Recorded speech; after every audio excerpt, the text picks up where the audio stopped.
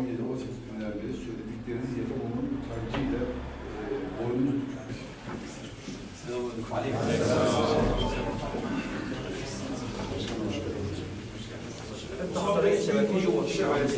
Şehit oldular.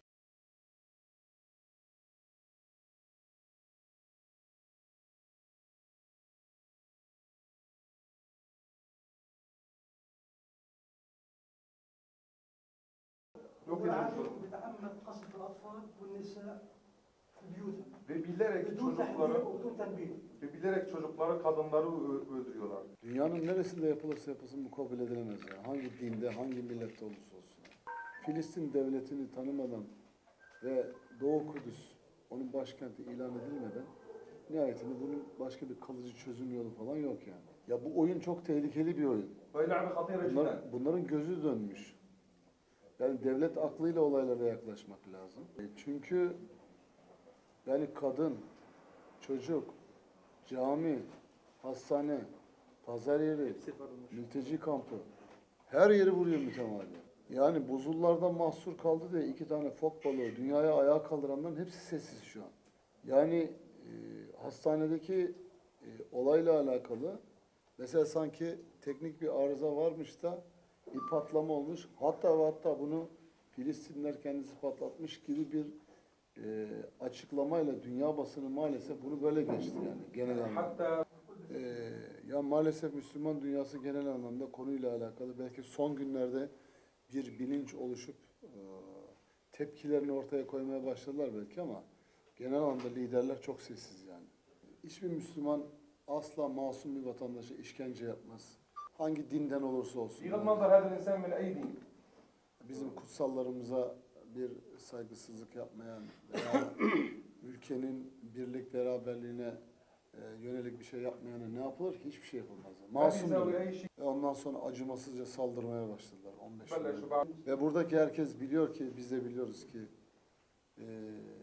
onların derdi Müslümanlarla yani. Ve bu yapılan hamlenin Müslümanlara yapıldığını biliyorlardı. Zaten işimizi yaralayan da İslam dünyasının bu anlamda gerekli reaksiyonu göstermemiş olması. İnşallah en kısa zamanda bu katliam, bu acı dursun ve ama artık kalıcı bir çözümle inşallah. Şimdi önce tabii acı büyük. Ben ne anlatsam o 18 tane sabiyi, kadını, adamı geriye getirmeyecek yani. Yani biz 85 milyon nüfuslu bir ülkeyiz. Zor bir coğrafyadayız. 3 tarafımız denizlerle ama 4 tarafımız sorunlu ülkelerle çevrili. Yani buradan şunu söylemek istiyorum. Bak bu büyük bir oyun. Bu oyunu Türkiye görüyor. Sayın Cumhurbaşkanımızın iliklerde kadar bu sorunu hissettiğine eminim, şahidim yani.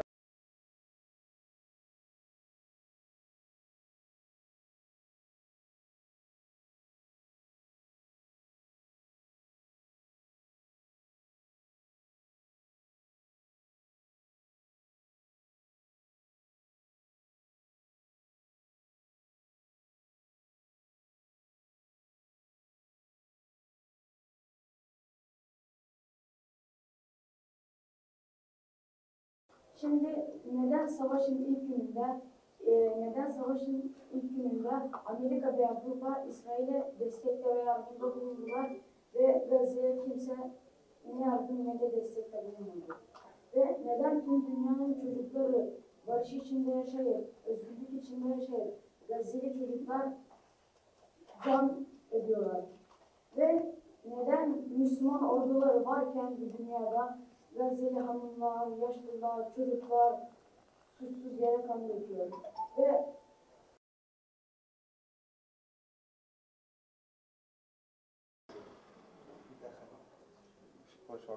السلام عليكم ورحمة الله. في عام 2012 أحمد داوود أولو قال لي نصلي العيد في المسجد الأموي.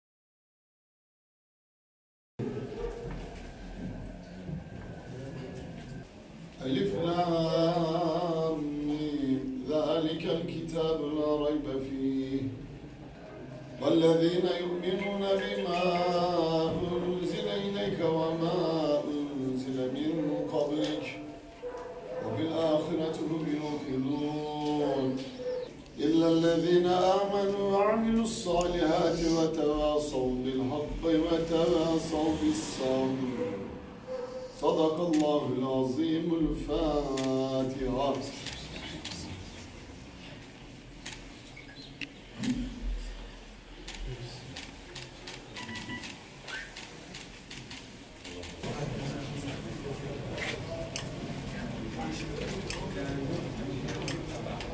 Bizde 350 hedef vurulmuş sadece gecede, 400 şehit düşmüş sadece bu geçen gecede. Yani bütün roketler, bütün silahlar, uçaklar Amerika tarafından üretilmiş. O yüzden yani İsrail ile Amerika aynı ortak bir şekilde bizi savaşıyorlar. Oradaki acımız büyüktür, şehidimiz sayısı çok arttırdı, yaralarımız çoktur ama moralimiz elhamdülillah çok yüksektir. İnsanlardan, dünyadan sadece iki bir şey istiyoruz, sadece dua ve destek istiyoruz. Onlar halklar yani Gazze'den çıkmayacaklar, her şeye rağmen, her katliye rağmen çıkmayacaklar. Onlar diyor ki cennet Sina'dan ve başka ülkeden daha yakındır. O yüzden Gazze'den ya ölüm ya şehadet ya zafer olacağız. Bosfor bombası az bir şey yani yaptıklarıya göre az bir şey. Yani hastanelere vurulmuşlar, okullar vurulmuşlar. Sivil insanlar, çocuklar, onlar yani derinç ya da savaş işi ne vardı? Yani her şey bizimkiler Gazze'deki ve Filistin ve bütün dünyada arkadaşlarımız kaydettiler. İnşallah onlar bir büyük dava açılacak onlar için. Katılım ve Resul-i için.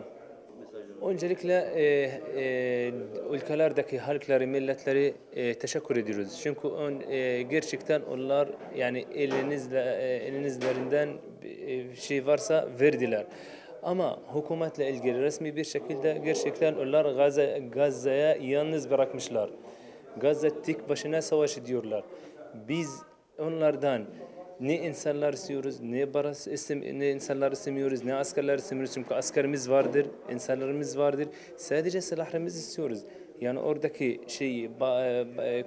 Ukrayna'daki ve Azerbaycan'daki ve Libya'daki silahlar onun gibi bizi gönderirseler biz hakkımız alabiliriz. Nasıl alabiliriz biliyoruz, nasıl alabiliriz. Ama onlar sadece Gazze halkı ve Gazze direnişleri tek başına bırakmışlar. Yani geçen gece bana Gazze'den bir haber vardı. Eşimin ailesi vurulmuş, 2 şehit düştü. Onun babası, eşimin babası, annesi, kız çocukları ve bütün akrabı yaralanmışlar. Ben o yani haber geldiğinde kendimi tutmak istedim ama tutamadım.